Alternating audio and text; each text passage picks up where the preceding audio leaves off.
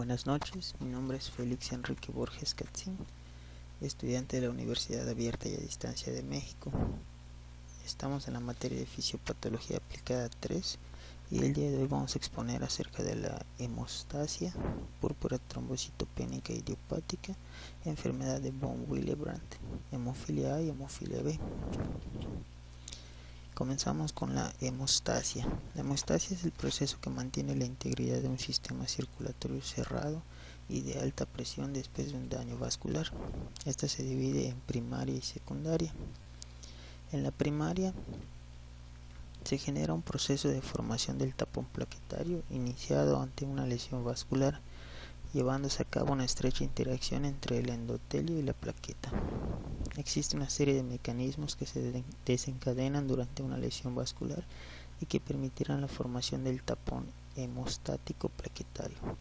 Estas fases son adhesión, activación y secreción y agregación. Durante la fase de adhesión, las plaquetas se unen al subendotelio o al tejido perivascular expuesto a la sangre. La proteína más importante para la adhesión plaquetaria es el colágeno.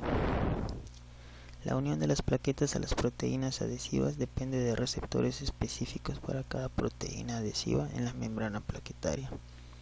El colágeno se une a la plaqueta mediante la GP1B9 y el factor de von Willebrand. Este se une al colágeno y cambia su conformación, lo que permite que la GP1B9 se le una, fijando la plaqueta al colágeno. En la fase de activación, las plaquetas cambian de forma y se convierten en esferas con pseudópodos.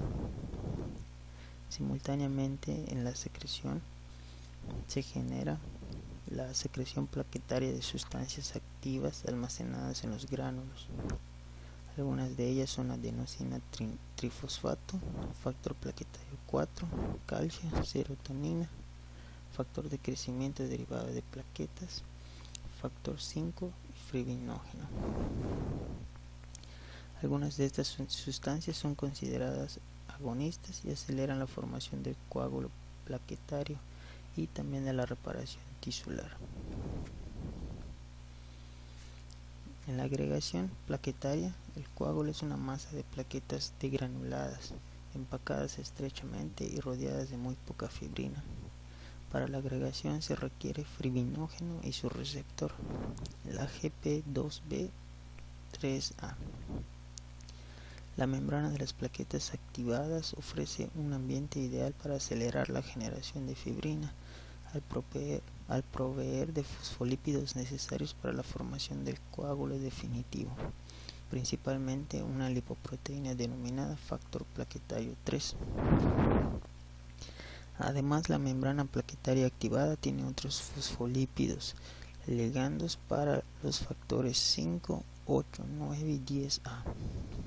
Acelera y localiza la activación del factor 2 y 10 en el sitio de la lesión vascular y protege al factor 10A de la inhibición por AT3.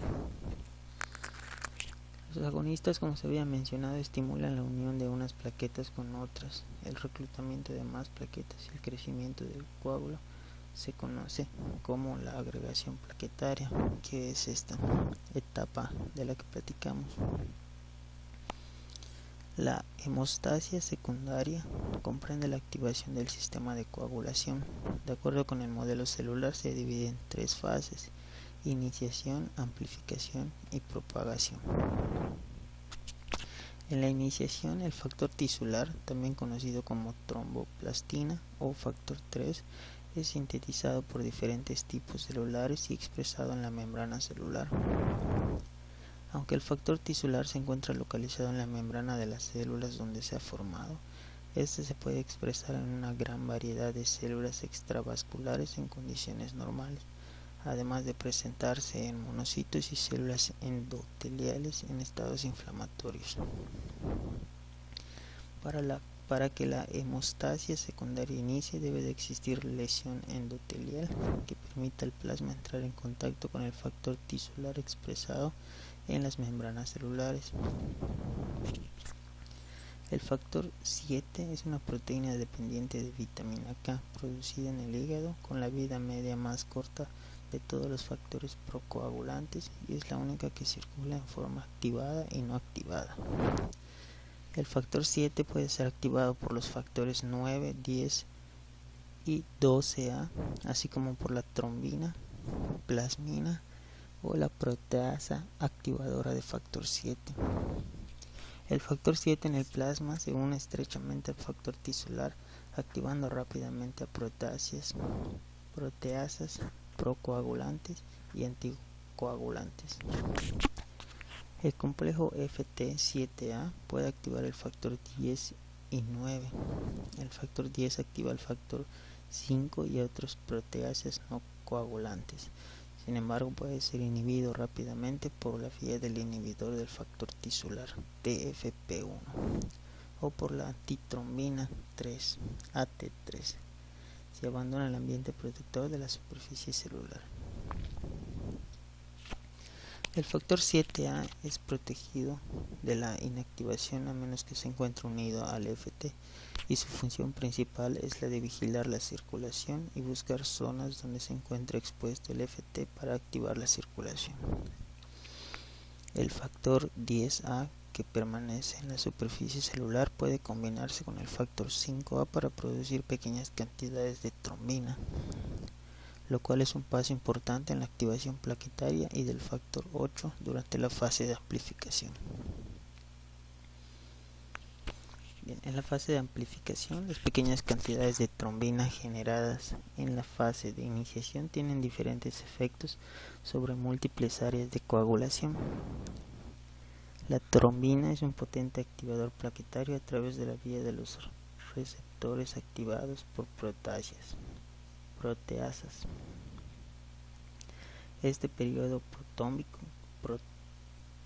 protrombótico ascendente es referido como la fase de amplificación y resulta en la activación de las plaquetas con exposición de los fosfolípidos de membrana y la creación de una membrana procoagulante con liberación del contenido de sus gránulos. Durante la fase de activación, las plaquetas liberan de sus gránulos alfa a la superficie factor 5 parcialmente activado, el cual es completamente encendido por la trombina y el factor 10A. La trombina también activa el factor 11.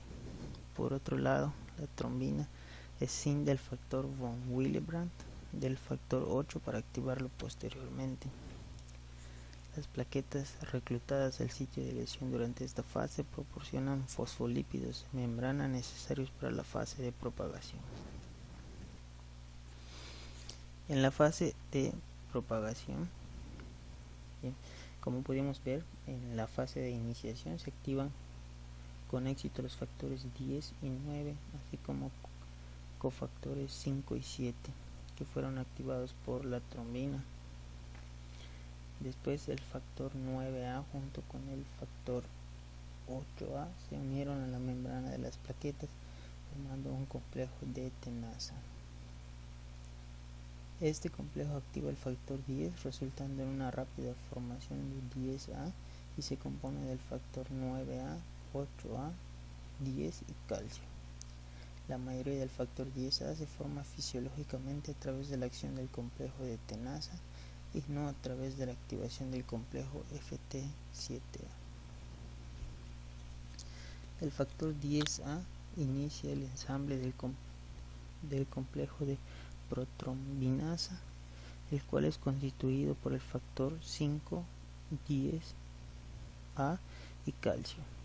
Este complejo transforma la protrombina a trombina, con lo que se da una explosión de trombina, con la subsecuente formación de fibrina y la formación del coágulo. En ausencia del factor 8, como en la hemofilia A, y en ausencia del factor 9, como en la hemofilia B. La iniciación de la coagulación es normal, depende del complejo FT7A. Sin embargo, la fase de propagación se encuentra severamente disminuida, lo que lleva a una mala formación del coágulo y son incapaces de realizar una hemostasia adecuada. Continuamos con la púrpura trombocitopénica idiopática. Es también conocida como púrpura trombocitopénica inmune primaria y púrpura trombocitopénica autoinmune. Se define como la trombocitopenia aislada con médula ósea normal y en ausencia de otras causas de trombocitopenia. Esta enfermedad tiene dos síndromes clínicos distintos que se manifiestan como una afección aguda en niños y una afección crónica en adultos. Con respecto a su fisiopatología, podemos mencionar que es principalmente una enfermedad de mayor destrucción de plaquetas periféricas y la mayoría de los pacientes tienen anticuerpos contra glucoproteínas específicas de la membrana plaquetaria. La insuficiencia relativa de la médula puede contribuir a esta condición, ya que los estudios muestran que la mayoría de los pacientes tienen una producción plaquetaria normal o disminuida. La púrpura trombocitopénica idiopática aguda a menudo sigue una infección aguda y tiene una resolución espontánea de 2 meses aproximadamente, mientras que la crónica persiste por más de 6 meses sin alguna causa específica. Continuamos con la enfermedad de von Willebrand. Es un trastorno hemorrágico común, hereditario, genética y clínicamente heterogéneo. Es causado por una deficiencia o disfunción de la proteína denominada factor de von Willebrand. En consecuencia, la interacción defectuosa de este factor entre las plaquetas y la pared del vaso deteriora la hemostasia primaria. En cuanto a su fisiopatología, el factor de von Willebrand es una glucoproteína multimérica grande. Circula en el plasma sanguíneo a concentraciones de aproximadamente 10 miligramos por mililitro. En respuesta a numerosos estímulos, este factor se libera de los gránulos de almacenamiento en plaquetas y células endoteliales. Tiene dos papeles principales en la hemostasia. Primero, media la adhesión de plaquetas a sitios de lesión vascular y también se une y estabiliza el factor 8 de la proteína procoagulante. Existen 3 categorías de esta enfermedad. Es la tipo 1, deficiencia cuantitativa parcial del factor von Willebrand. Tipo 2, deficiencia cualitativa del factor de von Willebrand. Y tipo 3, que es una deficiencia total de este factor. Continuamos con la hemofilia. Esta se divide en dos tipos, tipo A y tipo B. La hemofilia tipo A es un trastorno recesivo ligado al cromosoma X causado por la deficiencia del factor 8 funcional de coagulación plasmática F8. Puede heredarse o puede surgir de una mutación espontánea. El desarrollo de aloanticuerpos inhibidores del factor 8 puede complicar gravemente el tratamiento de casos genéticos. En raras ocasiones el desarrollo de autoanticuerpos contra el factor 8 produce hemofilia A adquirida. La fisiopatología de este trastorno nos dice que la deficiencia del factor 8, los inhibidores disfuncionales de factor 8 o factor 8 conducen a la interrupción de la cascada de coagulación intrínseca normal, lo que resulta en una hemorragia excesiva en respuesta al trauma y en casos graves hemorragia espontánea. Los sitios de hemorragia incluyen articulaciones, normalmente rodilla y codo, músculos, el sistema nervioso central y los sistemas gastrointestinal, genitourinario, pulmonar y cardiovascular. La hemorragia intracraneal ocurre con mayor frecuencia en pacientes menores de 18 años y puede ser fatal. El sello distintivo de la hemofilia es la hemorragia en las articulaciones. Este sangrado es doloroso y provoca inflamación a largo plazo y deterioro de las articulaciones. Las células sinoviales humanas sintetizan altos niveles de inhibidor de la vía del factor tisular, lo que resulta en un mayor grado de inhibición del factor 10A, lo que predispone al sangrado de las articulaciones hemofílicas. La hemorragia en una articulación puede provocar inflamación sinovial que predispone a la articulación a más hemorragias. Una articulación que ha tenido hemorragias repetidas, al menos 4 hemorragias en un periodo de 6 meses, se denomina articulación objetivo. Comúnmente esto ocurre en las rodillas. Las hemartrosis repetidas conducen a hipertrofia sinovial progresiva, depósito de hemosiderina, fibrosis y daño al cartílago con formación de quiste óseo subcondral.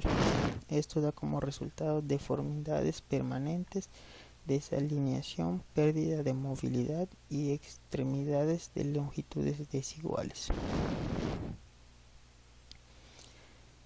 Ahora pasamos con la hemofilia B. ¿Qué es la hemofilia B? Es también conocida como enfermedad de Navidad. Es un trastorno hereditario recesivo ligado al cromosoma X que produce deficiencias del factor 9 de coagulación plasmática funcional. La mutación espontánea y los procesos inmunológicos adquiridos también pueden provocar este trastorno. La hemofilia B constituye aproximadamente el 20% de los casos de hemofilia y aproximadamente el 50% de estos casos tienen niveles de factor 9 superiores al 1%. En cuanto a la fisiopatología de la hemofilia B, podemos ver que la deficiencia del factor 9, el factor 9 disfuncional o los inhibidores del factor 9 conducen a la interrupción de la cascada de coagulación intrínseca normal, lo que resulta en hemorragia espontánea y o hemorragia excesiva en respuesta al trauma. Los sitios de hemorragia incluyen articulaciones, rodilla y codo, músculos, sistema nervioso central, sistema gastrointestinal, sistema genitourinario, sistema pulmonar y sistema cardiovascular, igual que en la hemofilia tipo A. Los pacientes que contrajeron VIH, hepatitis u otros virus sufren enfermedades asociadas con estas infecciones.